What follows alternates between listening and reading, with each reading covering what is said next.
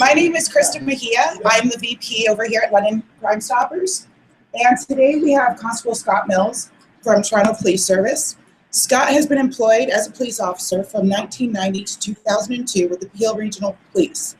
At 2002, present with the Toronto Police Service, Scott currently his assignment is with social media officer with the Toronto Police Service. Previously, he served as a community youth officer for the Toronto Police Crime Stoppers program, where he was mandated to do and build healthy relationships between the youth, the community, and the police. Constable Mills is also the social media technical advisor to Crime Stoppers International. So we will give the floor to you.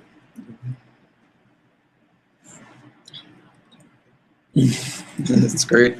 Thanks a lot, Lisa. Appreciate it. Thanks for the opportunity to be here. We're live streaming this to YouTube, so you'll be able to share it with whoever you want later, or rewatch some different things. I just put it onto my own YouTube account. I've got Janine Thomas here from Waterloo Crime Stoppers.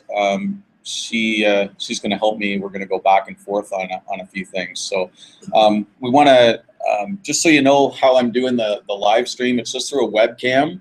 And I've got this little Sennheiser kit here, which gives you good quality audio, which is and a laptop, and a projector. So what you're looking at here is about $1,000 worth of equipment.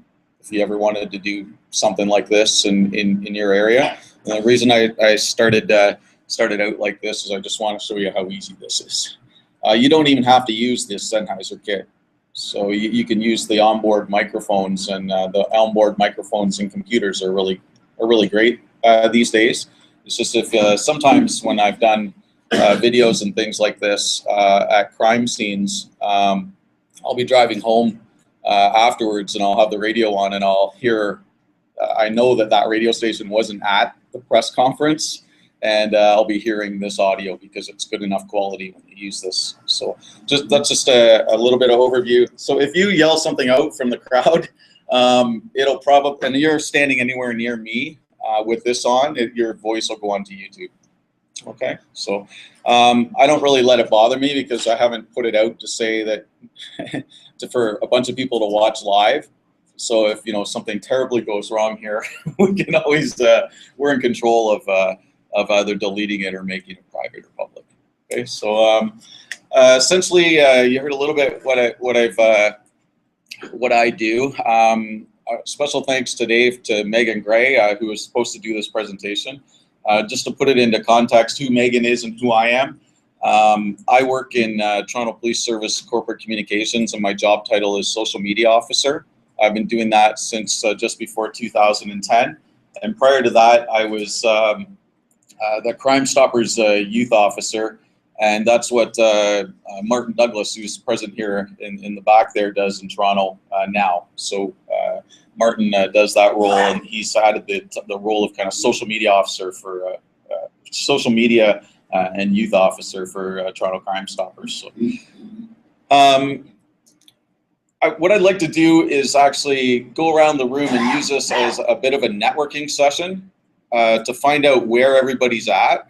And there's no shame if you don't have any presence at all. The whole idea here is to learn. And how I'm going to do is I'm going to try and talk to where the room's at as to why we need to use social media as Crime Stoppers programs, and how we can do that both effectively and for cost, and for the actual manpower issue, the human resources. Who does it? How do we do it? Is it good to have just one person doing it, or is it good to have multiple people doing it? We want to try to answer some of those questions.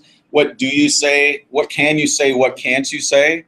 And both Janine's a community eyes and perspective. I'm a police officer eyes and perspective. And we both have a real passion and interest for mental health issues too, because they come into all this type of thing when you're out there. So there's nothing to be scared of. And hopefully we can have some fun doing this. So first off the bat, I brought up your website, and if I hear about your brand as Ontario Association of Crime Stoppers, or OACS, which we all know what it is, but many people don't. And we always want to get that out there. So the first thing I want to do as a social media person is I want to try and engage with you people on social media. Can I do that from your website? This is no criticism. This is just a let's talk, okay? How would I do that? It doesn't appear to be there. It's not there, okay? So step number one on your website, whatever social media sites that you have out there, you want to get them linked onto here. And what does that look like? It looks like just, you know, a little Twitter icon, a little Instagram icon, a little Facebook icon, a little YouTube icon, a little Google Plus icon, a little Pinterest icon, whatever site you're on. You don't have to be on them all. I'd suggest that you probably want to get on the ones that your community is most engaged on. And from my experience in doing this, been doing this a long time, a lot of people will say, oh, Twitter's where it's at, oh, Facebook's where it's at, oh, you got to be on YouTube and all this type of stuff. If you want to do a video, YouTube is where you want to do it. Everybody goes on YouTube. You know, right from all demographics go on YouTube, and it's owned by Google, and that's where you get your word out for a video. If you want to connect with your media partners and kind of breaking news people and things like that, you want to be on Twitter to do that. That's where the game is. That's where the media game happens. If you want to connect with your community, you really want to be on Facebook. You'll hear over and over and over again, oh, if nobody goes on Facebook, kids don't go on Facebook, they go on Facebook. Everybody goes on Facebook. I wouldn't say everybody. There's probably some people in this room that don't, but if you're trying to hit your demographic and your people, Facebook's a big thing. Another thing that you probably want to hit on is Instagram if you want to hit the younger crowd, because Instagram is huge. And they're all separate. This is another really key point. You don't want to link your accounts up because they're all separate beasts, but you want to put the same content on every account. So you need to get a system in place about who's going to do what. I call it purpose and process. So you want to set out a purpose and a process and a strategy, and that's going to get you the payoff and the potential.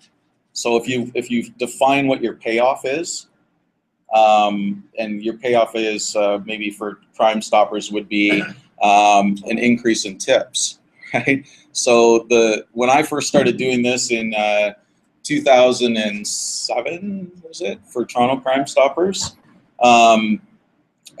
we went from 4 officers that were assigned to the program down to 1, and they had a year period where they didn't have any officers. The chief had removed the officers from our Toronto Crime Stoppers program. And so then the board went to the chief, it was Chief Blair at that time, and said, we really need to get our officers back that are out there doing the engagement. And that's when I was kind of voluntold to go do that job.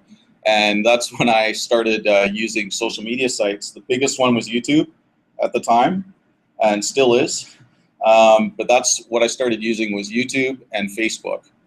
And everybody said nobody would want to be friends with a cop and all this type of stuff. Nobody's going to care about Crime Stoppers. Well, yes, they do care about Crime Stoppers. And yes, the vast majority of the members of the public, including kids, have respect for the police officers. So I quickly maximized my number of friends you could have on a Facebook profile just by going out and doing this type of stuff in the schools. And we ended up in a 2-year period with 1/4 of the engagement staff. In a 2-year period, we went from about 3,000 tips per year to 10,000 tips per year. So with 1/4 of the staff, and you increase your output that way. And the really good thing about it was, because we were out there showing a face, I call it celebrating success. We're out there showing a face, celebrating success, and promoting safety. We were able to get a lot of tips that were preventive in nature.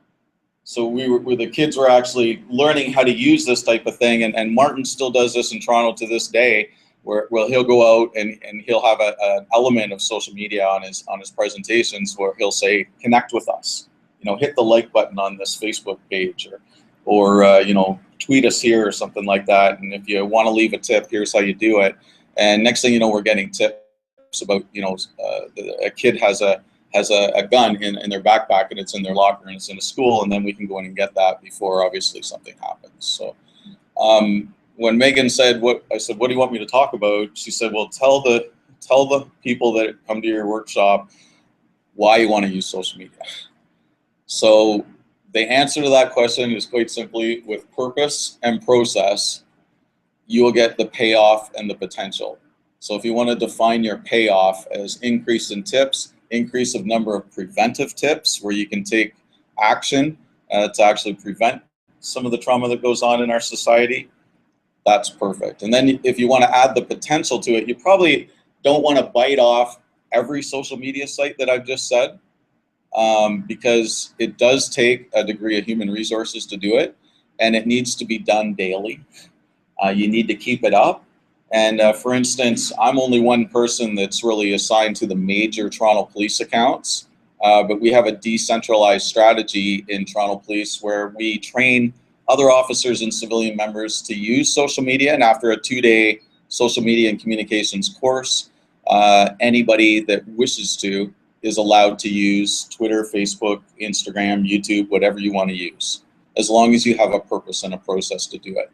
And then my job as kind of the official content producer in corporate communications becomes more of mixing the mix, right? You know, we're getting content. Like, I can't be here in London today and doing some stuff for the Pan Am Games in Toronto at the same time, but we've got several other people that are equipped with mobile devices and training on how to do that, and they're getting stuff out on their own accounts, and then I just look at what they're posting, and I have a very quick and easy system to do it, and I can bump it up. I can either share it on Facebook, on the bigger pages for the organization, and that's how I think Crime Stoppers really has a great way to do things. Does this make sense for everybody? How many people here have programs that have a social media presence? Okay, that looks about. Can you put? I'm going to ask how many don't. How many don't have a presence? We don't have much of a presence in Perth County. Not much of a presence. We've got a Facebook page, but half of our friends. I've just been back in the program since January, so it's Crime Stoppers in Perth County. I go and look who's following us. Yeah. Half of them are from Australia because I think it's Perth, Australia. So Yeah. it's been, you got to put Canada behind it. So Yeah. We've got Canada behind it now. So So much of a that's a really good point, because a lot of places have different names. I volunteer for the USA as well as the Canada, and I see what goes on. I follow the Crime Stoppers all over USA and all over Canada, pretty much for the world for that matter. The people in UK do it best. If you ever want to take a look at somebody that does it really well, Crime Stoppers UK, as far as I'm concerned, does it the best in the entire world. I wish that I had the time and resources to dedicate to the Crime Stoppers here what they do there, but they also have paid staff that are doing it, right? They've really devoted that, and they've branded it so that they have their crime. They're very focused on being one thing for crime, and then for their youth, they have another one that's just for the youth. And the South Africans are pretty good at it too. If you follow the crime line down there, they're pretty good at it. So is it safe to say that everybody has a Facebook page? No, you don't? Don't. And so what are your barriers? Is it Right now, we're a small community, we're Smith Falls. We have only just started a Twitter account as of about a month ago. Okay. We partnered with a local company. It's called On the Line Communications in our community. They specialize in teaching seniors, the senior population, how to use Twitter, Facebook, and a few other of the social media sites. So we partnered with them and offered them a little bit of media exposure for their business if they teach our members, along with another group that works with us. We're very close with the Lions Club in our community, so we're going to have training sessions. She's offering those up for free, simply for the exposure, and since most of our board members are local. Right now, I'm pretty much the only one managing, creating, and doing the stuff. So I decided to take Twitter on as the first step, and then eventually we'll see that. Twitter's easy as a first step if you want to if you're not engaged in social media and you want to get your foot in the door. Twitter's pretty simple. It's just 140 characters, and you can just start with that. And it's very simple. It gives you an idea of what other people are putting out, what the community's looking for, and then you move on from there. So definitely that's a good start for you guys. Janine has some things that she wants to show you that I want to make sure we get in before I talk too much. So we're just gonna unplug my computer up on the screen here. It keeps the YouTube video going. We're gonna put it into her computer, and she's gonna show you some things about actual content production and some maybe do's and don'ts from things that we've seen over the not too distant past. So just gonna pass this over to you. There you go.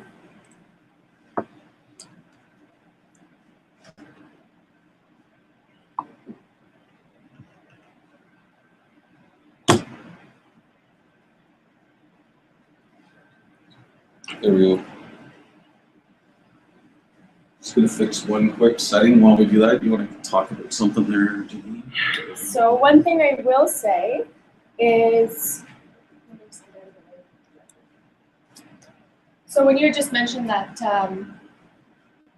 you're now on Twitter, I typed in Smith Falls Crime Stoppers, and you didn't come up. Crime Stoppers SF. Correct. So when I'm a community member and I'm looking for your local program's social media presence, I don't know your handle. How would I know that that's your handle? That's a great question. So I'm going to Google or search Smith Falls Crime Stoppers. So if you don't have Smith Falls Crime Stoppers or whatever your program name is in your name, so you'll see here, you'll see here that the handle is Crime Stoppers SF, and that's great. That's a great handle. Your name is also Crime Stoppers SF, which is why I wasn't able to find you.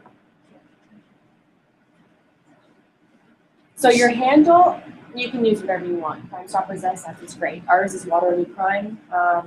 Hamilton's, I believe, is Stopping Crime. Toronto's is 1-800-222-HITS, right? So those are all great. You want to have the name of the community that you serve as well as Crime Stoppers so that you're easy to find. I'm just going to follow you guys here. I would encourage everyone else to give them a follow too.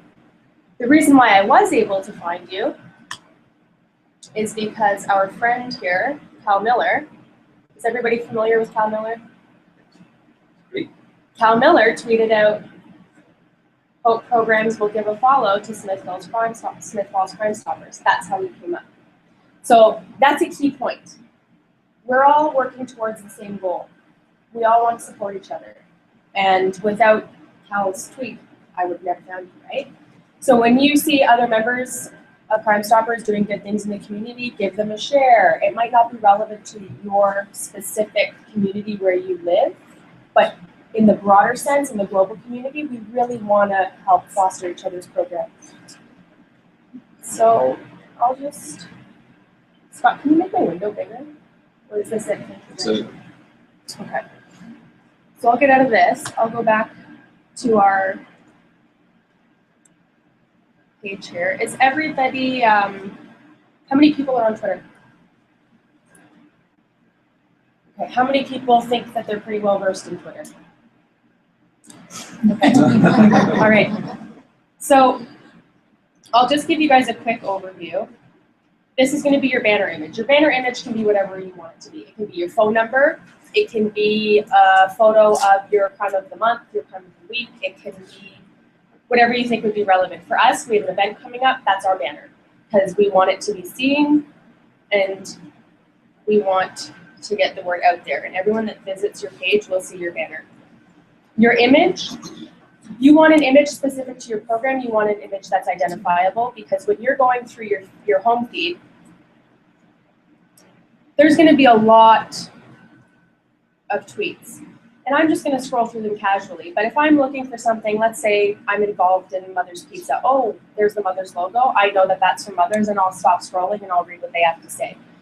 So when you select your avatar, you want something that's recognizable, that the community is familiar with, whether it be your logo, or I would recommend your logo. I know a lot of people sometimes use photos of events or of the board, but when I'm going through 600 people that I follow, I don't know that that's Crime Stoppers, right?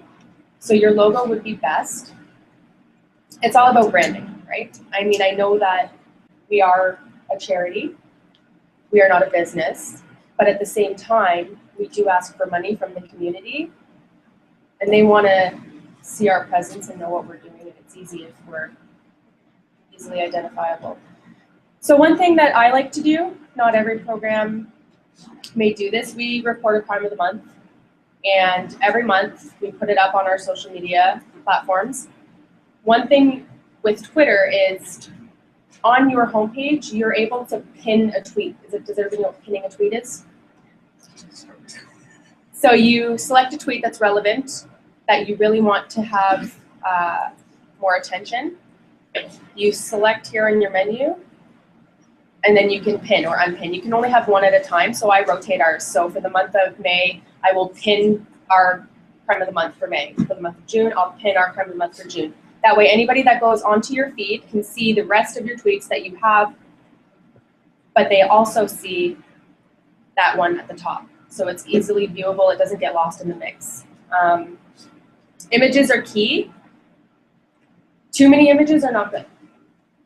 A lot of the times we'll get accounts where, let's say that we have an event poster and we really want to get word out about the event, and we want to get it to our local high schools, and we want to get it to our local media outlets, and we want to get it to whatever it's relevant to. Let's say in this case, it's relevant to, we're having a baker's event, so we want to get the bakeries. Instead of tweeting 20 handles at this high school, at that high school, at this high school, at that high school, and then your poster, what you're able to do when you post an image, for example, this.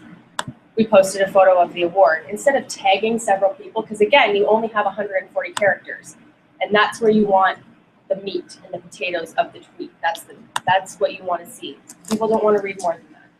So you tweet in the 140 characters what it's about, and people who it's relevant to, you can then tag. So up here, I've tagged myself, other board members, our chief. So they'll get a notification. So that way you can reach that person and have them share it without taking up your 140 characters. Images are key for engagement. Another thing that you can do, and I don't know that maybe it's like a level 2 social media thing, is there's a new thing called Periscope. There's another thing called Meerkat. Is anybody familiar with those? Those are video extensions, I guess they are, and apps where you can stream video from your Twitter account. And that kind of gives me a segue into, well, sorry, I'll continue with platforms. So that's Twitter. You can also make lists. So for example, our lists are police service lists that we follow, community partners, Crime Stoppers International programs, Crime Stoppers USA programs, Crime Stoppers Canada programs. You can make a list for whatever you want and put in those users there. That way, if you want to specifically find out what's going on in the Crime Stoppers world, you don't have to scroll through all the people that you're following on your home feed. You can just click on this, and you can see all the tweets coming out of Crime Stoppers Canada. The good thing about lists is they're open. So if any of you want to go onto our Twitter, which is @WaterlooCrime, you have access to all these lists. So that way you don't have to search each individual program, and then you can just kind of adopt it yourself. You can take all those if you want. You can also see what lists you're a member of. We're law enforcement, social media, digital citizenship, Crime Stoppers, nonprofits, whatever. So anybody can put you in a list. So make sure you don't end up in a list of unsavory people. In terms of engagement, you don't, how do I put this when dealing with negative tweets? We don't want to engage. We call them trolls on the internet, people who are looking to create arguments online, looking for conflict. We don't want to engage trolls, but at the same time, there are instances where it needs to be addressed, and it needs to be done so diplomatically, and that's where a good social media policy comes in place. So I would encourage anybody in this room who is engaging in social media to develop terms of reference or a social media policy for your program. And that will outline who's allowed to use the account, what the account will be used for, whether it's to foster digital citizenship, to promote the program, to increase tips, to raise funds, whatever your goal is, have a mandate. Identify who can use it, identify where the passwords will be kept and how they will be changed or stored. Identify what types of media you can put out, who is responsible for that, if they need to be vetted and by whom. And then you also need to include some type of contingency plan should things go sideways. Because, you know, we talked a little bit about security in terms of our online platforms, and things can happen. So you need to talk about who's going to be in charge of the accounts, what you're going to do in the event that something goes wrong. And it's just best practices for any program to have a set of rules and guidelines in any area that they're engaged in. Do you have one more that you can share with us? Yes, I do, and I would be happy to share. Yep. So if anybody would like a copy of that, I would encourage you to just send me a message on Twitter with your email address, and then I'll get it to you. So I'll move on. This is our Facebook. Again, what Scott mentioned about Facebook, people think that kids aren't on Facebook anymore, and maybe they're not, but you know what? I don't know that the 8-year-olds and the 9-year-olds are calling in tips. So maybe you don't want to get them. Maybe you want to get the people who are retired. Maybe you want to get the stay-at-home moms. Yeah, you said it. I did. So here is an example of what we post typically. I apologize. Our social media channels have been a little stagnant lately. I've been quite busy. Right now, myself and the coordinator are the ones that control our social media platforms as per our terms. And those can be revised depending on the needs of your program.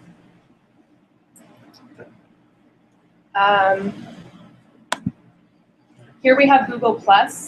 Is everybody, I know Scott spoke earlier about Instagram. Is everyone familiar with Instagram? Okay. Is everyone familiar with Google+? So this is our Google+ page. Typically here we share videos that are relevant to the program. So for example, we meet with our local media fairly regularly and talk about, I would say at least every 3 months or so, aside from our Crime of the Month, and we talk about what's going on and events that we have coming up and issues that are relevant. So I would always, we get these sent to us from the television station. They're very kind to do that. Typically you would have to pay, but because we're a charity and we have a good working relationship with them, they just kind of send it over to us, and we appreciate that. Your media is your biggest ally, and I know that we all know this, and I know that not every program has the best relationship with theirs due to several reasons. There's a whole myriad of reasons why, but I would suggest that you really try to foster that relationship as best you can, because they're going to be your biggest ally in getting the message across and doing the work that we want to do. So here is who participated in the Global Tweet-a-thon. Awesome, thank you. So during that event, we got all the Crime Stoppers programs to tweet using the same hashtag about content that was relevant to Crime Stoppers over the course of 24 hours. And in that 24 hours, we live streamed 2 videos. We did one with a panel of international Crime Stoppers representatives, Brian Roach from Australia, myself, Scott Abrams from USA. Scott Abrams from USA. And we just spoke about issues and challenges that our programs are facing globally, and the good work that Crime Stoppers is doing all around the world. Megan Gray, who was initially supposed to do this, she was also on that panel. So that was good. We had good engagement. And then again, almost as an interest piece, we had an interview here with Cal Miller that we streamed as part of that event later in the day. And it was just a brief overview of Crime Stoppers and the history of Crime Stoppers, which people found interesting. So the good thing about Google Plus is when you live stream a video, like we're doing today for this presentation, it archives the video. And then you can share it with your followers, and people who didn't have a chance to see the live version are able to go onto your Google Plus page afterwards and view the content that was streamed. That's the benefit to Google Plus. And again, Scott spoke about YouTube. Everybody goes on YouTube. We've had some issues with our YouTube account because prior to our board now, we hadn't had a social media policy and some passwords got lost and misplaced. So we're still trying to clean that up. So our YouTube page could be better. Don't judge. That's that. We don't have an Instagram right now, just because we're dealing with the platforms that we have now. We're just kind of keeping on top of it with the 2 people that we have. So I don't know that Instagram would be helpful at this point. I would suggest that if you're going to engage in a platform, do it well. Because if you're not going to do it well, then there's no sense in doing it. Don't spread yourself too thin and get into Facebook and get into Google and get into Twitter if you're just starting out, because you're not going to do any of them well. They're all going to be kind of weak attempts. So like you're starting with Twitter, that's perfect. Get a hang of it, get good at it, well-versed, move on. And what Scott said about automated posts, I see a lot of Facebook pages that are tweet from X County Crime Stoppers, tweet from X County, and that's the entire Facebook feed. You're not going to get followers that way. If they want to see your tweets, they're going to go to Twitter.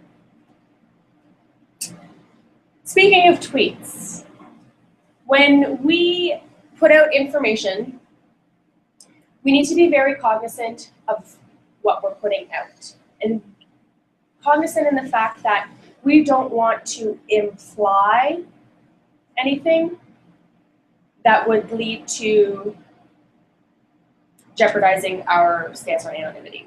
So I had an email recently from Regina, from their board, and they said, hey, our local police service just put this out. What should we do? She contacted their media relations officer, and the media relations officer said, well, I didn't say it was a Crime Stoppers tip that solved it. But if you were to read this tweet, what would you infer? Absolutely, I would too. And so then what? What if there was only one person at that crime? That person, their anonymity is now at stake. So this tweet was subsequently removed, but not before it was shared. And it didn't go far. It stayed within Crime Stoppers. I believe myself, I was the only Crime Stoppers person that received it. You need to be mindful.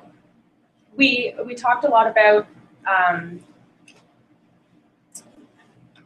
wanting to provide the community with reasons to support the program, reasons to call in. Well, look at all this great work that we're doing. Look at all these crimes that we've solved. And I know that earlier in the legal issues, we talked about, well, we just can't do that.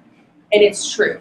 And without overtly stating, hey, we solved this homicide, you can still send the wrong message like this does. We want to get tips and we want to promote the program, but we don't want to do it in a way that would jeopardize the program. So when you do put information out, be very mindful. If you are unsure, please ask your coordinator. If you are not the coordinator who is doing the social media, please refer to your coordinator.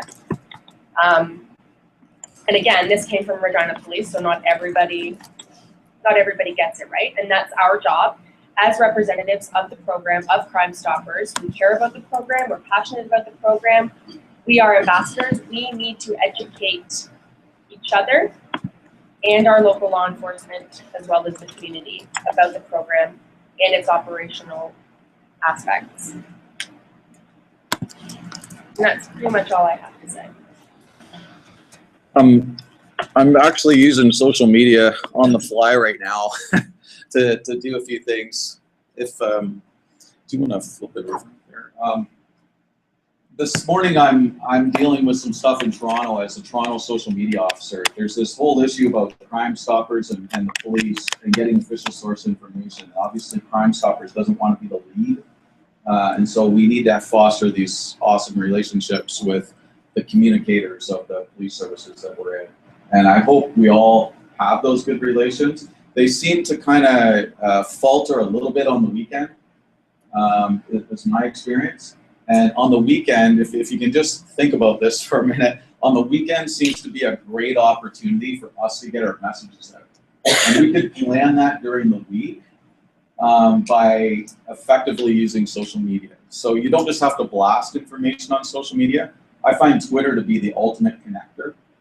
And so this morning, there may be 2 people that join our hangout here as a result of Twitter use. And one of them is Chris McCusker from 680 News in Toronto. She was trying to get information early this morning about a Toronto police officer that was struck by a motorcycle overnight, and she was looking for comment from, ideally she wanted our traffic services person, but we're trying to locate the motorcycle. We have a description, we have a license plate, we have everything, but we can't find the motorcycle. Perfect opportunity for somebody that's tasked for Crime Stoppers to jump in there, right?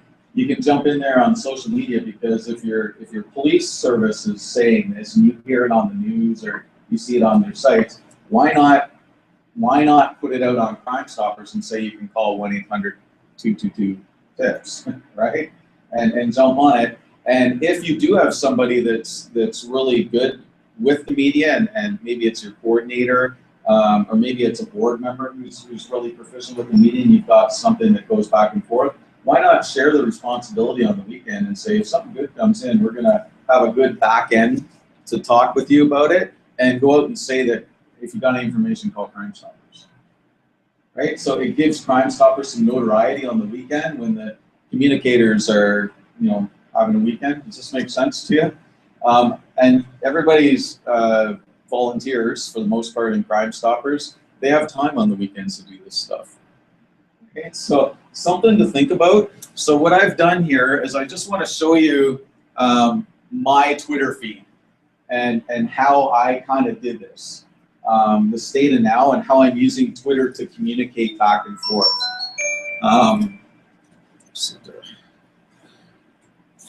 So last night when Megan asked me to do this presentation, I decided to put a tweet out with the Ontario Crime Stoppers logo saying, look forward to talking social media for success and safety with Janine Thomas at OACS 2015 at 10:30 and 2:45. And it's been retweeted 12 times and favorited 9 times. That's pretty good for just, I was out with my kids yesterday and we were at a family party and something like that. And this took me all of maybe 30 seconds to put out, right? So I jumped into the hashtag. I went and checked Ontario Association of Crime Stoppers Twitter, and they had this great thing here about 46,800 volunteer hours dedicated every year to Crime Stoppers programs across the province of Ontario. And at the hashtag Ontario Association of Crime Stoppers 2015 conference is an excellent time to say thank you. So thank you. Thank you, because the volunteers are sitting right in front of us. And I went and retweeted that on my social media real estate on Twitter. And then this morning, I did that last night. And then this morning when I woke up, I said, I still have Ontario Association of Crime Stoppers on the brain this morning. So I retweeted it on the Toronto Police accounts, which has 130-some thousand followers. So you're getting it out, and it didn't really take a lot of effort, right? So there's a two-way dialogue on Twitter that's really, really neat. So I did that, and I just want to show you immediately this guy from the community messaged me, is this one of those industry-only talks or open to the public? And so I said, pretty sure registration is required, because I didn't know all the mechanics, but I think you have to register to come here. I said, I can live stream it for you. I'm doing a last minute fill-in for someone who can't make it. I'm just being me, okay, being real. And he's obviously interested. So the key concept is you want to talk to the people who are already listening, and then your influence will grow. So it doesn't have to be immediate. We're running the live stream. I haven't tweeted it out yet because I think it's going okay. So it's something that I want to put out there. This guy says, have a great time, you two. Well, who's that? Jeff Brown. I actually tagged him in that tweet because when you put a tweet out and you have a picture on it, you can actually tag up to 10 people in the tweet so that their phones are going off or they're getting a notification on there. And one of the guys I tagged was Jeff Brown because he's a volunteer out in Halifax that made the Crime Stoppers leave a tip tab for Facebook pages. And it's pretty. Who has a tip tab here? You have a tip tab? Okay. So on your Facebook pages, you can install an extension. So you'll have about, photos, videos, and then you can also have a tab that says submit a tip. And when you click that, it'll send you off to tip submit, and it's just an easier route. So people don't. I will email you instructions. We'll give you the instructions. I've also, this is why I kind of brought this up, is Jeff just said, have a great time, you two, on there. And then he actually replied to my tweet saying, Scott is awesome and had a real heart for creating success and safety. And I replied to him saying, would you like to join our hangout here and talk from your basement in Halifax to explain to people how to install the Leave a Tip tab? And so he replied back saying he has to send regrets. He's tired up for the moment. I think he meant to say he's tied up for the moment. I'm clearly also tired. Yeah, he's clearly tired. But the bottom line is we're now talking about it because we kind of made this dialogue on Twitter, and Jeff has some very relevant information. He has everything posted quickly and easy how to install this tab. And then he's got little short links made so that you can send a link. And the good thing about this Leave a Tip tab on Facebook pages is you can get it installed on anybody's page. Our police service has it on theirs as well.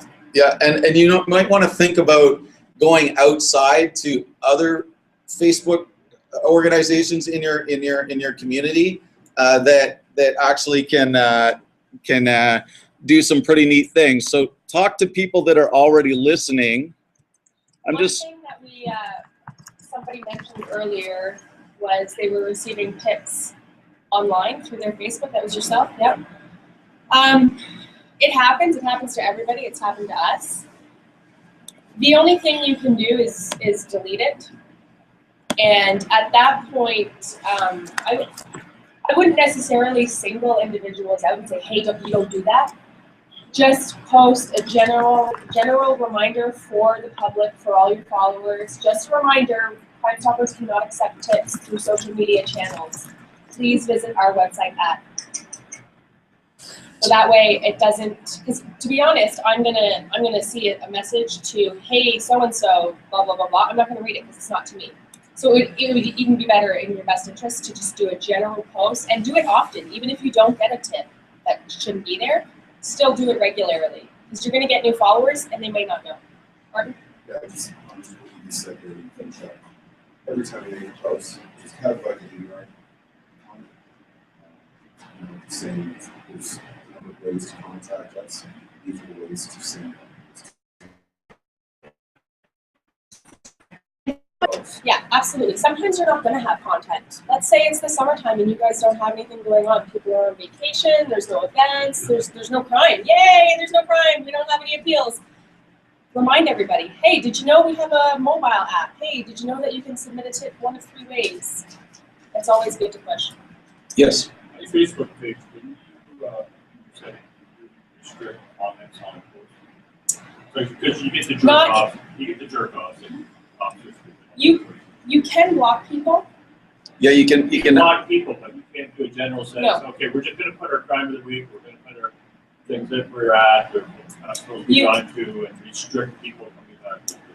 There is a setting where you can restrict everyone. I wouldn't recommend it because the whole purpose of social media is engagement, right? And if no one can engage with you, then I don't know what's the point. Yeah. So that's why, and we spoke about that. I think it was in legal issues when we talked about this.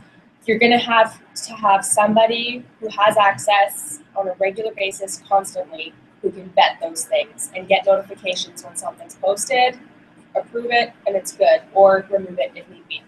I can speak to that as Toronto Police.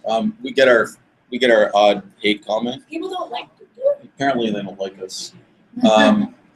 Some people don't like us too much, so I very rarely remove a comment unless our terms of use are clearly posted on there, and we've got the terms of use tab for Crime Stoppers, just like the leave a tip tab. If the terms of use tab is there for you, it's got all the wording on it, the legal wording, and all it is, it's a matter of installing it. You don't have to reinvent the wheel, and you can customize a logo on it, so you can put your own logo on it, and then your terms of use are there. And you know, yeah, so they say the police are idiots, right? Oh well, as long as they're not swearing about it. And it gives a good opportunity to actually start a dialogue with them. You can reply to the comment about the reality of it, and then you're talking to a whole other group of people that generally wouldn't see that comment, because you're talking to the detractors, and you're getting your message out. So just think about it in a different way. There's a term that's called social alchemy. I didn't know what it was before, but I kind of live by that social alchemy theory in how I use social media now. And social alchemy means you try and take something bad and make it good. You can't always succeed at it, but I've succeeded so many times, it's not funny. And I just want to show you this. There, thanks.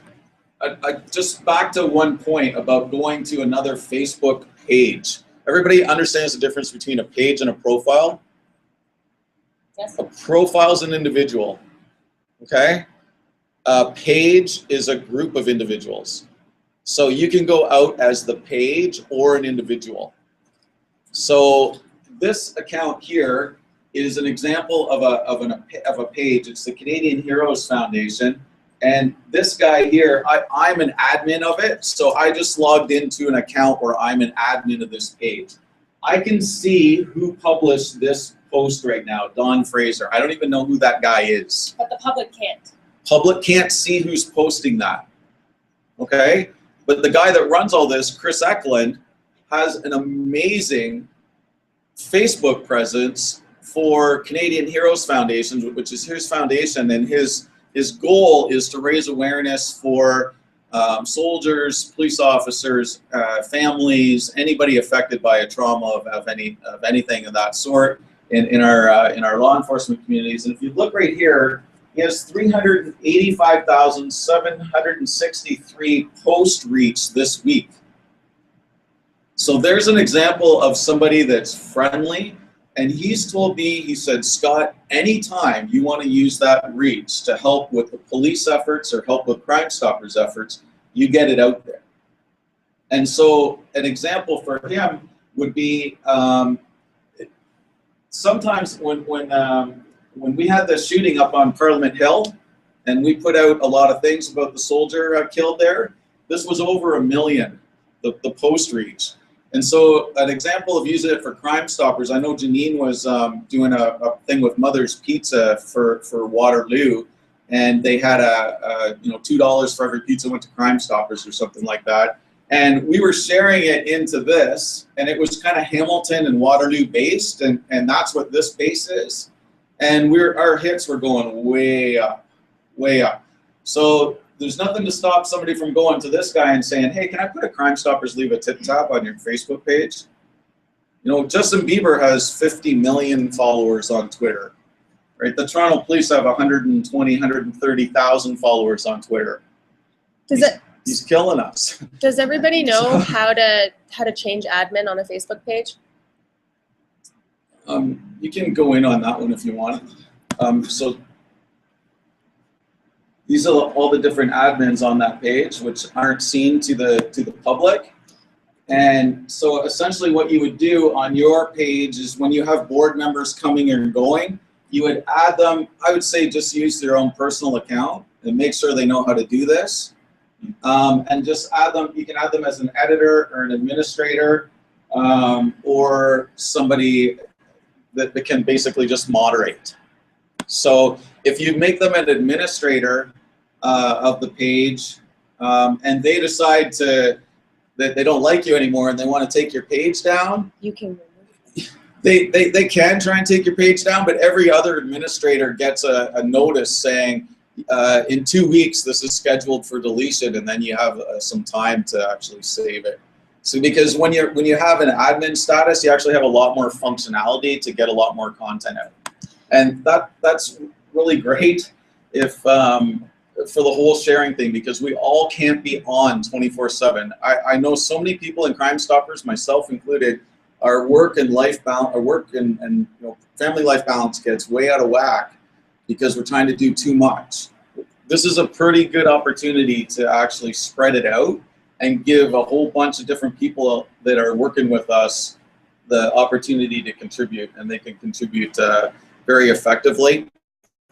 Of control. Yeah, you don't have to. You still have the ability to vet what goes out and to deal with it if need be. Yeah. So for example, this post here by Brent, we see that as administrators of our Facebook page, the public doesn't. And let's say that, you know, this was something nefarious. Well, we could remove it. We could remove him as an editor, and then we could deal with it at a board level and move on. Like, I just want to touch on something about this post now that Janine has it up. This doesn't even have a picture on it. And it's got, only an administrator can see this, but it's reached 52,320 people. Over 1,000 likes as well. And over 1,000 likes. And it says 71 years ago this weekend, the greatest invasion in history happened when the Allied forces stormed the beaches of Normandy, signaling the collapse of Hitler's defeat, 6th of June, 1944. So I would say that if Brent would have put a picture of that on there as well, it would have went even more and better. And people like that are willing to share Crime Stoppers content, use it, because you never know where it's going to go. And if you can scout these different sources out in your area before something happens, like you have a missing child and it's exigent circumstances to get the word out, and you're doing kind of posts like this every day, all you do is say, hey, I got to get that. I got to get something up on our social media, and I got to get it shared on the bigger sites that we generally do. And boom, you guys are looking like looking amazing. So When we talk about reach, let's say, for example, you only have 500 followers. You can still reach 50,000 people with reach. If each of those 500 followers share your post on their timeline, let's say they each have 500 followers themselves. Well, that's reaching all those people that don't follow Crime Stoppers. So you do the math. That's how you grow exponentially with your posts. Make it relevant to the people that follow you, engage them, make them care about the content, and they'll share it too. I find that I have a lot of, I'm not going to say it, you said the word earlier, I have a lot of women of a certain demographic that like to share our posts, and it's great because they're part of mommy groups, they're part of community organizations, neighborhood associations, they're walk parents, and they share it through their online communities and their timelines, and it just explodes. the mommy's groups are a great one to get in on, and that's where the whole, when I said Pinterest, there's a huge demographic of women in your communities that use Pinterest for anything. If Crime Stoppers can get up on Pinterest and actually use that effectively, I really subscribe to the fact of you need to be friends with mothers when you're appealing for information on unsolved murders and things like that, because moms know everything. Yeah. Question. You say we're sharing photos and stuff. We had a thing in New York where the detective gave us a release. We had a picture of a vehicle. And then 2 years later, I'm getting contacted by the owner of the vehicle. He just got an image off Google. It wasn't even great to find what she knew was hers. So, copyright, all that kind of stuff. You can have a takedown policy. It's probably a good idea, like after a certain thing goes out. But the bottom line is, once it's out the door, you can't. If it's going out to the media, you're not going to be able to get it back because Google will pick all that type of stuff up. And even if you remove it, there's a footprint of it there. So I get requests like that quite often about people that we've put videos out for, both on Toronto Police and Toronto Crime Stoppers, about you know, I've been arrested for the crime. I've been in court. I've been convicted. I've done my probation, all this type of stuff. But this video is still haunting me to get a job. And every request we get like that, we'll just make the video private. But that doesn't stop. You do the best that you can. Yeah, you do the best you can. That doesn't stop an imprint of that guy, that video, and the title of that video from being on any search engine out there. As a typical rule of thumb, the way we run ours is we'll put out an appeal, let's say for a homicide. My coordinator will send me the images. These are the crime scene photos. We're going to put this out, or this is the security camera image of the suspect. Can you please release this? I'll put it out. I'll give the information. Investigators will come back at him. They'll call our office and they'll say, "Hey, Daryl, we made an arrest in this case. Can you remove the stuff?" Daryl will say, "Yep." He'll shoot me a message. I take it down. Because at that point, it's not an open investigation. We don't need appeals. Remove it. All right. I just got a message from Chris McCusker saying she can't do it, but she's going to tag what she wants to say. And she's saying from a breaking news perspective person, how great it would be on early Saturday or Sunday morning to have some relevant information coming out from different Crime Stoppers programs, and for her especially on Twitter. Because that's her job. She's trying to get the information. So you can also, if you've got, say you've got some things that that you've worked out with your service during the week, and you want to actually get it out on the weekend, you can time some of those posts. And the best, here's some kind of quick tips. What time are we supposed to go to? We're good. We have till 11:45. 11:45. Okay, here's some tips on how to do different things like that if you want to time it. My favorite app to actually hang out on a timer is bufferapp.com. Does anybody use any scheduling apps currently? Hootsuite? Okay, perfect. That's probably the most popular one. Yeah, so They can. all of these are free tools, right? Hootsuite, and you can just attach your accounts to it. Why I like Buffer App is kind of Twitter and Facebook is the staple. You can put your Twitter page and your Facebook in there, and you just log into it with your Twitter account. And so If you're on Twitter, there's an extension that goes into your account. So let's say that you're actually in the Twitter website, you want to put out a tweet, and you're like, oh, well, the press release hasn't happened yet. That's not till 2 o'clock. Maybe I should wait until 2:15. You can type the tweet and then click the buffer instead of tweet button. yeah, so this is my Buffer App just for Graffiti BMX Stop. I've got buffer apps going for Canadian Crime Stoppers, US Crime Stoppers, Toronto Police. We just set one up for the Toronto Police Pan Am Games accounts. And once we set it up, the officer that's running the Pan Am Games account, he's like, wow, this is the best thing since sliced bread. The only caution I give you is if you have something timed, say you time it on a Friday or something like that, and it's going out for Saturday, and there's a disaster that happens on Saturday, you want to get in there and cancel that, because you can look really, really stupid, really, really fast if you're putting something out that's completely off of what's going on in the real world.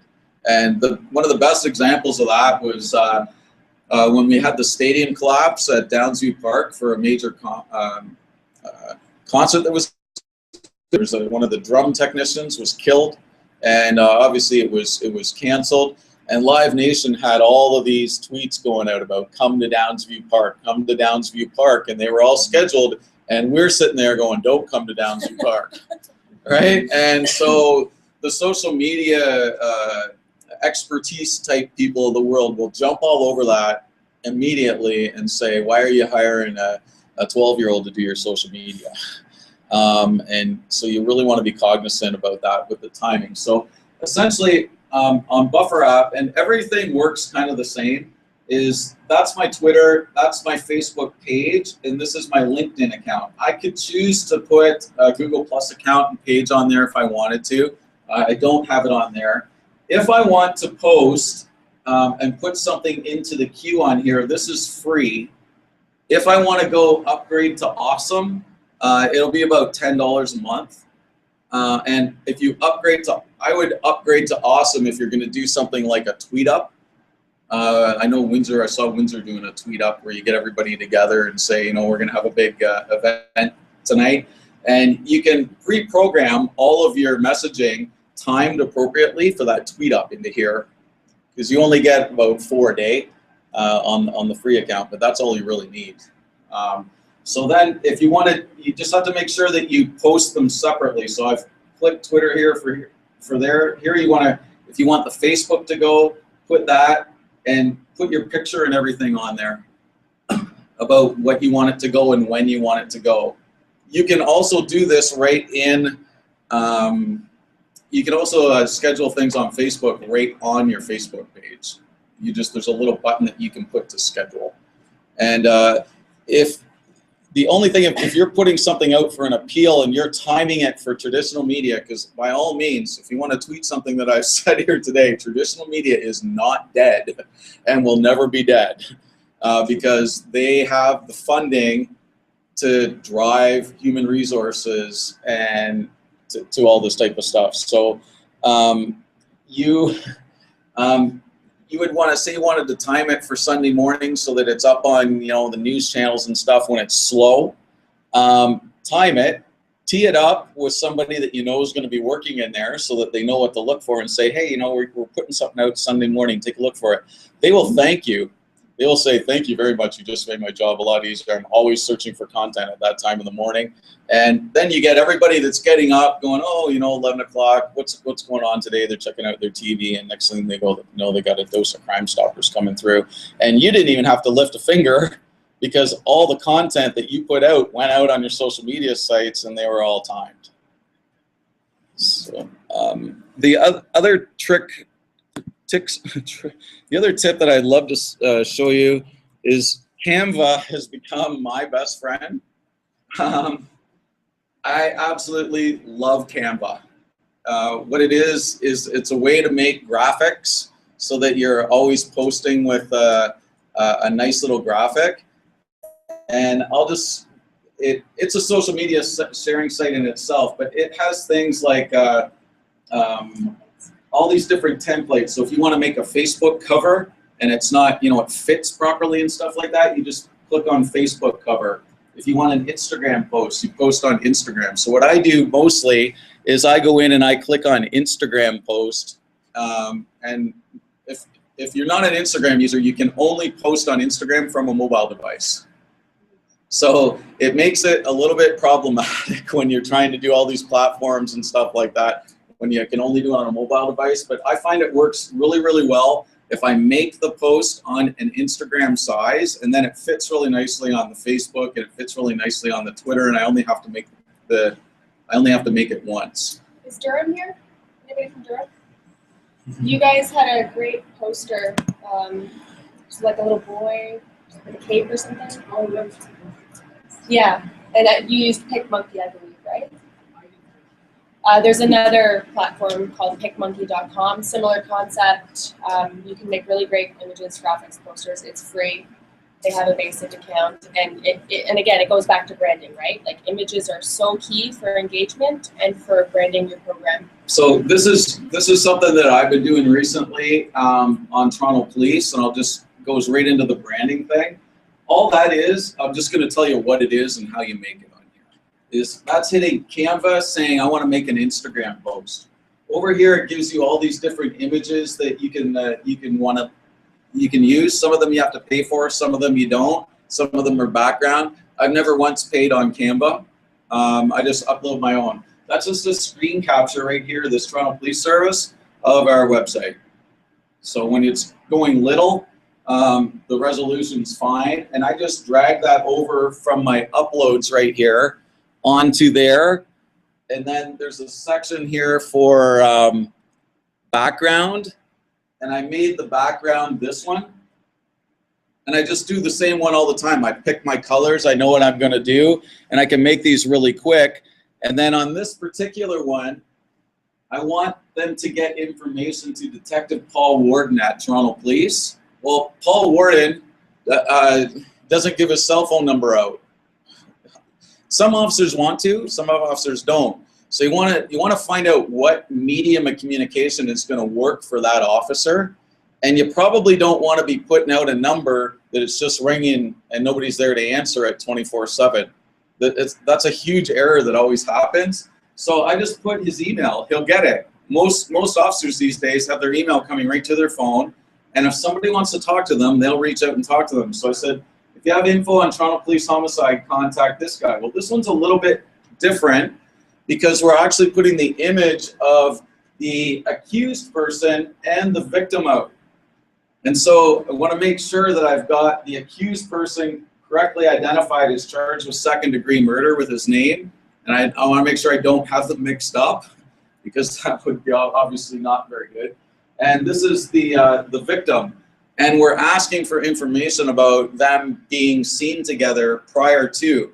So I never put all that on there because I want to keep it fairly simple on the graphic. But in the post that I actually posted with it, it's got all those little details that would go out on a news release. And then I'm posting it out on Instagram, the Toronto Police Homicide Facebook page, and the Toronto Police Homicide Twitter account. And then from there, it's great content for somebody like Martin or Chris and their team in Toronto Crime Stoppers. Like, oh, they've already got theirs up there. We can just kind of change it a little bit so it's got the Crime Stoppers details in it and stuff like that if you want to, and share it. So we talked about the 140 character limit on Twitter. Facebook posts don't have that character limit. So you could put this image out and you could literally put the entire press release if you wanted to. Doesn't matter how long it is. And on Instagram, I've been doing that a lot too. I've been just copying and pasting the media release right into it and putting it on Instagram and adding a hashtag. Instagram's big on hashtags. So if it's obviously I'm in Toronto, so if I put hashtag Toronto, anybody checking on what's going on in Toronto is going to see that. So it's a great place to go. The other thing, I was helping somebody with Canva the other day, and I saw something that when they posted onto Facebook, it just didn't work for them. The reason why is they hit the share button on here from Canva. I would highly recommend that you actually download the image once you get it the way you want to, and then post it onto each relevant platform as you go. Because if you hit the share button on here, it doesn't come out the way you want it to. And it also doesn't get the engagement out on social media that you're expecting to get. So I highly, this is my best friend. If you look at all the top kind of social media aficionados out there in the world, they're all talking about Canva. I used to. Does anybody have anything? What do you guys want to know? We've got what time do we have until? We have 25 minutes. We have 25 minutes, so let's figure out what we need to know here. We can even turn the camera off if you really want to get into some nuts and bolts about how you do this. So to find this on YouTube, you go to Your Name, Scott Mills. What we'll do, that's a great question, right? How many people had Twitter again? Okay, so I thought about putting it on the Canadian Crime Stoppers YouTube account because I have access to that, and then I thought, well, I haven't really ran this by. This was last minute. I haven't ran it by the powers that be that I report to for that. So I just did it on mine. Now the good thing about just doing it on mine is I can actually log into the Canadian Crime Stoppers one and just favorite it and put this same video right up there, right after I've had the opportunity to speak with the powers that be. We'll tweet it out from the OACS Twitter account as well. We'll tweet out a link. So this video right now is actually going out on my YouTube account, which is this is another good point. I'm Graffiti BMX Cop.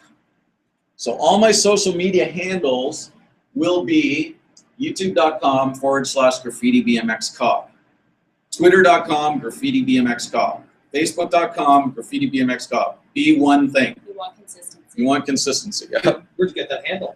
Because I love doing graffiti art with the kids, and I've got a bunch of BMX. I work with two partners in the community with BMX bike parks, and the reason why I chose that was just because Officer Crump has the same one back here. He was into crumping with the kids, a dance thing, and it was reaching an audience of people that we would never reach before. And so I never lie. I never do any secret posts. So this is actually going live onto here right now, and we should be able to grab the live channel. I don't even see where the video is going on there right now, but it is on there. So I'll grab the link and I'll actually tweet it out. And you'll be able to see, just a sec, I can do it another way here. So this is the actual feed of the video. And right down here, you can go to links. And I'm just gonna go to the YouTube page. That's the YouTube link, copy. How many people use link shorteners? Okay, Does everybody know what a link shortener is? It's kind of self-explanatory. So going back to the 140 characters, sometimes you're, like for example, our website is WaterlooCrimeStoppers.com. Well, if I want people to go to our news and events, it's going to be WaterlooCrimeStoppers.com/news and events. Well, guess what? There's 65 characters. So you can go to a website. Google actually offers the service if you just Google in link shorten and you type or bit.ly, thank you. Yeah. And you can just type in the URL of what you want to share. For instance, if it's a media release from your police service, you may have a scattered link of multiple characters. You put it in and it'll shorten it down to about 8 characters. So I'll do a post. This isn't rocket science. So what I've done is I went to bit.ly and I shortened that link. I grabbed the link for this particular video. I typed it in there. And I decided to customize it. I called it CS Ontario and CS 2015. Because CS Ontario is what your Twitter account is for OACS. And the OACS 2015 is your hashtag. So now I've just copied it. Now I'm going to go, I kind of want to get something so it'll go on here. So I'm going to think about how I want to do this. Okay, so I think I'm going to actually email myself the link. I'm going to put Crime Stoppers OACS 2015 presentation number 1. And I'm going to take this out. And what I'm going to do is I'm actually going to compose the tweet. So I'm going to say, watch social media for success and safety at Ontario Association of Crime Stoppers training conference. And I'm going to go OACS 2015, and it's got the link. I don't need that HTTP whatever. I can take that out because that's going to give me some fewer characters. And I need to get a picture. And so what I'm going to do is I'm going to go onto Twitter and I'm going to steal some picture that somebody else used on here with their permission, if I can find one.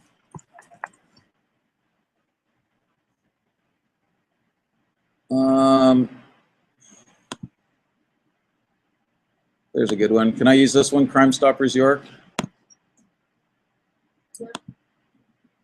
York Crime Stoppers, okay to use this? Okay, I'm just save image as. Yeah. Okay, so I saved this onto my desk under Crime Stoppers, and what I'm gonna do is I've got that whole thing kind of drafted. Boom. And I use my Gmail. This is just another quick tip. I use my Gmail as a record of what I do because I can easily search it really quickly and it's kind of private. So I just kind of upload that photograph. I think I called it Crime Stoppers. Just going to find it. Don't mind it. Don't mind my computer. It's a little... I passed it. There we go. Kaboom. There we go, like that. Send. Now, why do I want to get a picture? Why was I so interested in getting a picture if I'm going to tweet this? And what's the second reason? Yeah. I can tag up to 10 people. So what I'm going to do? Oh, no. Really? Good internet connections are key. Especially when you're working on something, always save your stuff. I think we're still going, actually. I think we are still, Yeah, we're still rolling. Beautiful. Yes, invest in internet connections. I'm actually using a stick right here. So I've got that right there. I've got 11 characters left. I'm going to add the photo. This is the geotag for London. If you're tweeting from your house, you might want to turn your geotags on your phone off. Do we know about geotags? That's next. There are, yeah, you know what? Okay, so we're gonna have to cover that. We'll talk about that after we do this. So we're just gonna tell me who wants to be tagged on this tweet, and then we'll show you the geotag issue. Okay, I'm gonna tag Janine. You guys want to? Oh my gosh, I have to clean my computer up. Boom. Okay, so as soon as I got that picture on, I'm 12 over. So how am I gonna whittle that down? Instead of Ann, I'm gonna put an Ann. Instead of social media, I'm gonna put the hashtag for social media. So me, association, I'm gonna put association. And I'm gonna add a hashtag into Ontario. And now right here, who's in this photo? And who's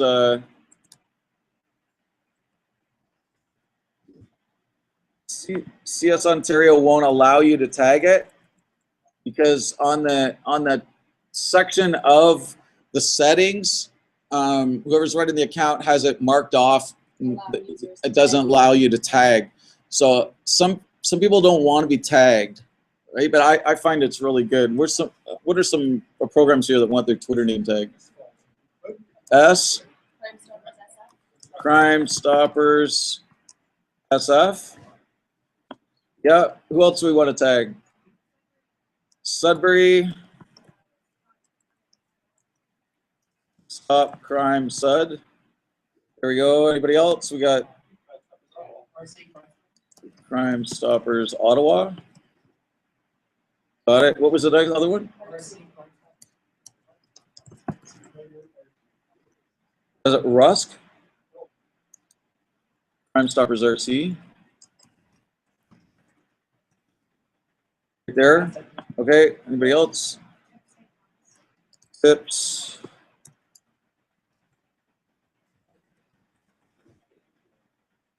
Whip St. Thomas. York Crime.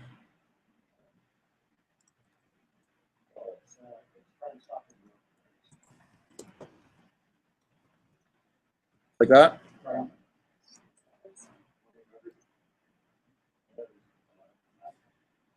Got it. CSTW tips. Yeah. STOPN Crime. Hamilton, perfect. At Windsor. Congratulations on your award. I got one more here. CK Crime. Is that Chatham Kent? My hometown. CK Crime. You guys have my friend growing up there. I can't get your Chatham one for some reason. It's CK Crime Stoppers. CK. That's it? Okay, you guys have a story in the Chatham Daily News this weekend. I'm at my limit for tagging about Jerry Paff, who's my childhood friend, about his dad being missing for all those years. That is a story. I've got a picture. I got your Chatham Daily News and everything. I'm going to put that out as big as I can. So that's an example of, we're all sitting in the room here. Essentially, in 1973, my friend's dad went missing, not a trace, after he went to get a loaf of bread. It's in the paper this weekend in Chatham, and that's something we could all go out and use our engagement in our own communities with. And it doesn't have to be showing up here or anything like that. All you need to know is it's Chatham Police and Crime Stoppers. Go to their Twitter, whatever, bump it out. All right, and that's how it goes, and that's how we help each other. So that's now tweeted into the link. So the link to this video is out there. Ding, ding, ding, ding, ding, ding. Yeah, we should get a lot of, and so how would we go? Chatham Kent Police. What is how are we going to find Chatham Kent Police? How are we going to find this story? Right, you've heard about it. Your mind's now twigged to a story about maybe Crime Stoppers can help, right? Chatham Police and Crime Stoppers, they're come to your name, right? Chatham Police. Okay, let's look for Chatham Police, Chatham Kent Police Service. Your website's everything. There's right there, follow us on Twitter, Facebook, and YouTube. Perfect. Do they have anything on the front page? They may. There's Crime Stoppers right there. There's your crime of the week. Maybe even that'll be the crime of the week one day, right? But I'm telling you, it was in the newspaper. So there's CK Media. Should you retweet your media releases or any media that comes up that's good for you? Probably good, right? Because then it's easily found because people are thinking police and Crime Stoppers. Can you go back to the Chatham Kent website? Yep. Does everybody know what this is? Are we all familiar with QR codes? Anybody not familiar with the QR code? Okay, that's good.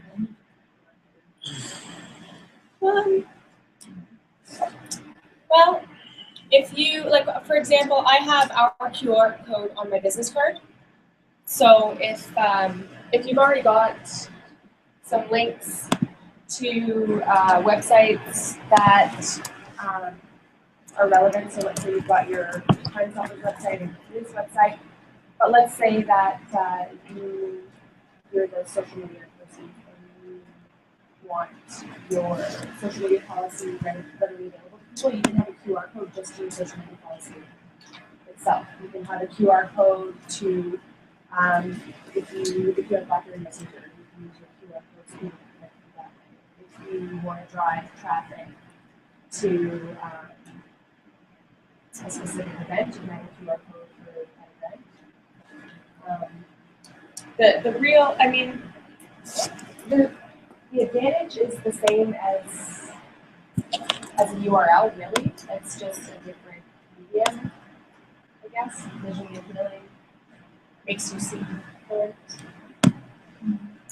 Okay, guys, I'm just going to do another example of how I found that information once I was twigged off to it. Did you see how I did that? Basically, I knew that Jerry's dad's name was Ernest Paff. So I typed into Twitter, Ernest Paff. And what came up was the Chatham Daily News link to the story that I was telling you about. How I got twigged off to it was my mom came down to visit this weekend and she brought me the Chatham Daily News front page. She goes, there's Jerry. I said, wow, this is great. So what I'm doing right now is I'm going to make this tweet go. And I'm going to make it a little bit personal. But I'm going to let the Chatham, I'm going to tag a whole bunch of Chatham people. So I'm going to save that image as Jerry Paff. And I'm going to go save. And then I'm going to go into, there's the Chatham Daily News tweet. When I typed in Ernest Paff, just on Twitter, it comes up to there's the story. I could just kind of hit the retweet button, right? But that's not really making it personal. It's not making it rock. It's not making it like I care, right? So what I'm going to do is I'm going to hit this little thing. I could just put a comment in there, but now I can't add a picture, right? So what I'm going to do is I'm going to copy this right here, the whole thing. It's a link to go to the story that's posted on the Chatham Daily News website. I've already read the story, so I know it's legit. I know it's good. I'm comfortable with the source. And what I'm going to do is I'm going to remember their Twitter handle, Chatham News. If you're on mobile, there will be a quote option. So instead of copying and pasting, you can just click quote and it'll have it. So I put RT at Chatham News. Is Ernest Robert Paff still alive? It's got CK Ontario on it, hashtag. And I'm going to actually add they got CK on. I'm going to go OACS 2015. I'm going to say, please retweet. So I'm making a call to action.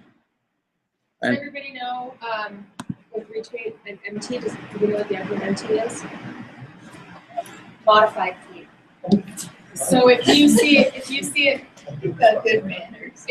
tweet that says MT instead of our tweet, it means that they've altered some portion of it, whether they removed a hashtag or changed some portion of the tweet has been altered. It just means modified tweet.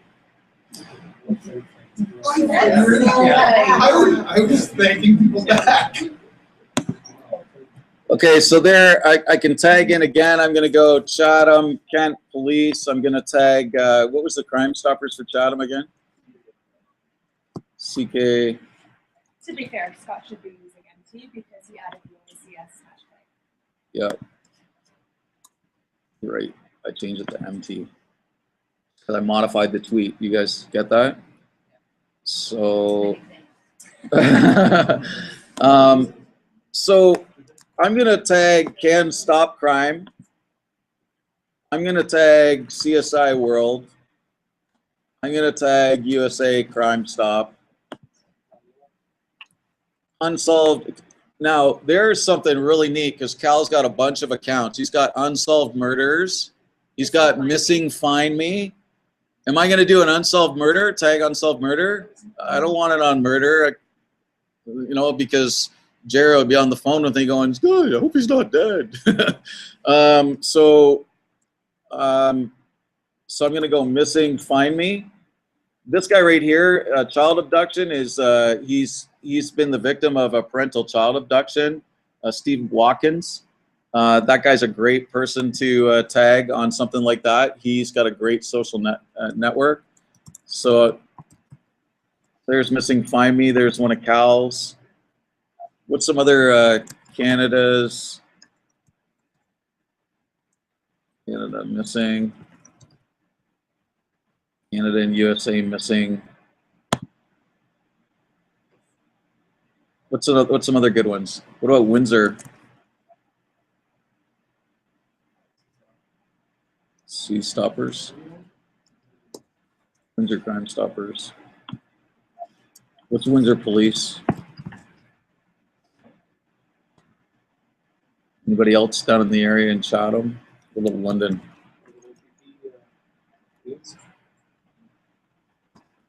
I'm gonna be going on that. No. We don't have anybody to do it. Yeah, they're working on the OPP. All positive. They're working on a strategy right now. So this is really good. I just had a really great productive meeting with Sergeant Wendy Burrow, who's here in London. So maybe she's even here, but she's really doing her research and really doing a great job. And she's reporting right to the commissioner's office. So, you know, this is only going to get bigger and better. And the more we can collaborate and know where everybody's at, the better. So I feel really great. I feel like if I went home right now, my job's done because I just told a whole bunch of people about Jerry's dad, right? So it can really help you, and it doesn't take a lot of time, as you just see. Once you get good at it and you know what you're doing and you got a system in place, and that's just Twitter. So the news kind of breaks on Twitter and falls on Facebook. And what I'd love to show you guys, I know we've only got 3 minutes left. This is the modern day getting the newspaper and sitting down on the porch and reading it for me. And essentially, we've got, I could just show you our lists in Toronto, but you can make your own lists or you can subscribe to other people's lists. Lists on Twitter are really, really beneficial. It's my goal as kind of a Crime Stoppers volunteer. I want to network everybody in the world that has a Crime Stoppers account onto one account with lists that show where you're from, right? So the Canada one. But I don't just want Crime Stoppers programs on there. I want your media, police, the three pillars, the media, the police, and the Crime Stoppers programs, and I want them all on the list. So if you go on, say, the Canadian Crime Stoppers Twitter account, and you type on the list Crime Stoppers Ontario, you're going to have every single media person that's listening. It's like a list, and you just keep it up. You can take people on and off the list. And so here's a couple where you can start. I live off of these lists. This is a Toronto Police Twitter account. And if you go on these lists, the ones that I'm really fond of are Social Media Emergency Management Toronto Official. That's anything in the GTA that has to do with emergency management on that list. So if the power goes out, I just need to go on this list. Everybody from Toronto Hydro is updating and stuff like that. I do, and the Toronto Police Operations Center do. And this one is Toronto Media. So it's 240 individual reporters like Chris McCusker or 680 News, whatever, if it's individual. It could be a citizen journalist. They're all on there. And these lists are amazing because you don't have to go in and follow a bunch of people, right? So you don't want to go out there and follow every single Crime Stoppers program. Our goal is to connect with the community, but you want to know what the other programs are doing.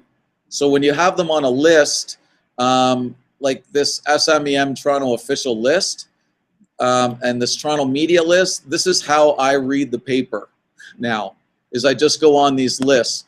And so if you click on this list, it'll give you everything that anybody is doing for most of Ontario, actually, on this particular list. The Highway, Don Valley Parkway, Gardner, and Lakeshore, they both have their own Twitter accounts and stuff like that. All the environment people, they're all there, and you don't have to follow those people. Just since we're out of time now, I just wanted to mention about geolocation quickly. This isn't so much relevant to our programs as it is to each of you individually. You have settings on all of your social media platforms as to whether or not you enable your geolocation. What that does is it uses GPS to pinpoint the exact location of the post when you made it. So if you put out a post and you say it's your feet up on the deck and you're having a drink and you post that on your personal account and you say, oh, I'm just unwinding after a long day at work in the backyard, your geolocation is turned on, I can then go to a third-party website, I can put that in, and I can find out exactly where you live on a map. I can zoom right in on your home. And if you want any help with any of this, if your head's spinning right now, which I'm sure some of your heads are spinning, we're both around, and you can always reach out to anytime. I know Janine's as committed to this as I am, and there's other people in this room that are very committed to the social media thing. So don't feel like you have to reach out to Janine or I, but if you do want to reach out and you have a question, there's no question that's too little or too stupid. And I would rather, and I can speak for Janine in saying that if we can have a quick phone conversation with you or a quick email exchange to help you, we will. If you want those leave a tip tabs, we'll send all that to you. And yeah, we're just, you can reach me if you want to reach me. I can give you my cell. I'll put it on YouTube. It doesn't matter to me. 647-449-2801. 449-2801. If you text first, then we can just have a conversation and yeah, I get that every once in a while. And if you want to email me, Scott Mills with 1 T in Scott. If you send it to the guy with 2 T's in Scott, he'll be really angry. He's in Arizona. Scott Mills with 1 T. My real name has 2 T's, but the Gmail address, scottmills with 1 T at gmail.com, will come to that inbox with over 100,000 unread messages. Just flag it saying you're a Crime Stoppers person, and I'll try and get back to you as soon as I can. Thank you very much. Everyone, there is evaluation forms on the tables as well as in the back. If you could fill that out and let us know what you think. Scott, thank you very much for coming today. I know it was short notice. Thank you both. This is a gift from us, and everyone here is very thankful. As well as you, Janine. Thank you so much. The information was very appreciated. We have